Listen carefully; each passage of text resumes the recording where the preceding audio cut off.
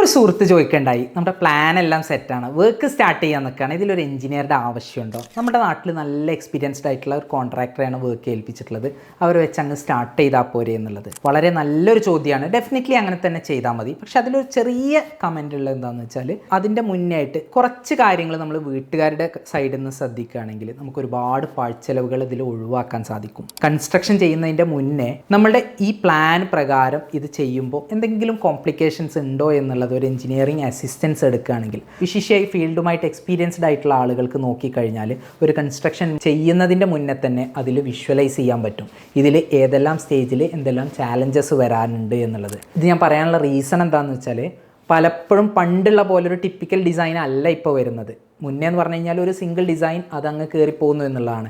എന്നാൽ ഇന്ന് ആളുകളുടെ ആവശ്യങ്ങൾ മാറി, താല്പര്യങ്ങൾ മാറി, അവർ എക്സ്പോസ്ഡ് ആയിട്ടുള്ള ഡിസൈൻസ് മാറി. പലപ്പോഴും നെറ്റിൽ നിന്നൊക്കെ കിട്ടുന്ന ഡിസൈന് നമ്മൾ അങ്ങ് എക്സിക്യൂട്ട് ചെയ്യാം. അത്തരത്തിൽ ചെയ്യുമ്പോൾ ചിലപ്പോൾ നമുക്ക് എന്തെങ്കിലും സ്ട്രക്ചറൽ ഇഷ്യൂസ് ഉണ്ടാവാൻ സാധ്യതയുണ്ടോ? ഇത്തരം സംഗതികളൊക്കെ നമ്മളൊരു എഞ്ചിനീയറിംഗ് അസിസ്റ്റൻസ് എടുക്കുകയാണെങ്കിൽ കൃത്യമായിട്ടുള്ള ഒരു ഗൈഡൻസ് അവർക്ക് അതിൽ തരാൻ പറ്റും. അങ്ങനെ ചെയ്യുകയാണെങ്കിൽ 40-50 ലക്ഷം ചിലവാക്കിയിട്ട് നമ്മൾ ഉണ്ടാക്കുന്ന സ്വപ്ന ഭവനം അത് എഫക്റ്റീവായിട്ട് എക്സിക്യൂട്ട് ചെയ്യാൻ നമുക്ക് സാധിക്കും. ഞാൻ എഞ്ചിനീയർ ജാസിം ആനമങ്ങാടൻ, മുൻ structural engineer, national building construction corporation, New Delhi. അതുപോലെ തന്നെ വർക്ക് തുടങ്ങി പാതി വഴിയിലൊക്കെ നിൽക്കുന്ന സ്റ്റേജുകൾ നമ്മൾ കാണാറുണ്ട്. ഇതിന് മുന്നേ ആയിട്ട് വർക്ക് തുടങ്ങുമ്പോൾ കൃത്യമായിട്ടുള്ള ഒരു ഡോക്യുമെന്റ് തയ്യാറാക്കുകയാണെങ്കിൽ ഏത് രീതിയിലാണ് ഈ വർക്ക് ചെയ്യേണ്ടത്, ഏത് സ്റ്റാൻഡേർഡ് പ്രകാരമാണ് ചെയ്യേണ്ടത്, അത് ചെയ്യുന്ന സമയത്ത് അതിൽ ഉപയോഗിക്കേണ്ട മെറ്റീരിയൽസ് ഏതൊക്കെയാണ്, അതിൻ്റെ ക്വാളിറ്റീസ് എങ്ങനെയാണ്. ഇപ്പോൾ സ്റ്റീലിൻ്റെ കേസ് എടുക്കുകയാണെങ്കിൽ ഒരുപാട് ബ്രാൻഡ് ഉണ്ട്. അതിൽ തന്നെ പ്രൈമറി ബ്രാൻഡ്സ് വരുന്നുണ്ട്, സെക്കൻഡറി ബ്രാൻഡ്സ് വരുന്നുണ്ട്, ടാറ്റ പോലുള്ള ഏറ്റവും സൂപ്പർ ക്വാളിറ്റി ബ്രാൻഡ്സ് വരുന്നുണ്ട്. ഇതൊക്കെ മാറുന്നതിനനുസരിച്ച് ഇതിൻ്റെ കോസ്റ്റിൽ മാറ്റം വരും. നമ്മുടെ നാട്ടിൽ നോർമലി കാണാറുള്ള ഒരു സിനാരിയോ എന്ന് പറഞ്ഞു കഴിഞ്ഞാൽ,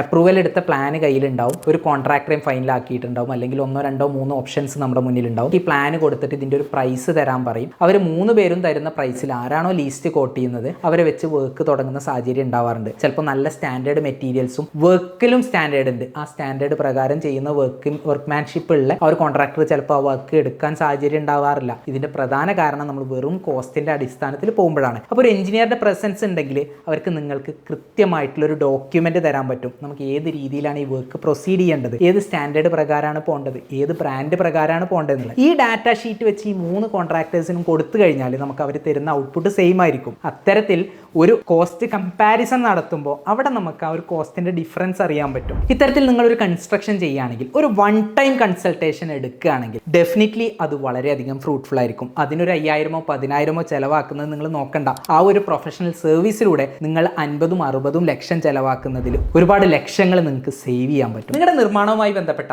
എല്ലാവിധ എഞ്ചിനീയറിംഗ് ആൻഡ് ആർക്കിടെക്ചറൽ സേവനങ്ങൾക്കും ഞങ്ങളെ ബന്ധപ്പെടാവുന്നതാണ്. സ്നേഹത്തോടെ എഞ്ചിനീയർ ജാസിം ആനമങ്ങാടൻ.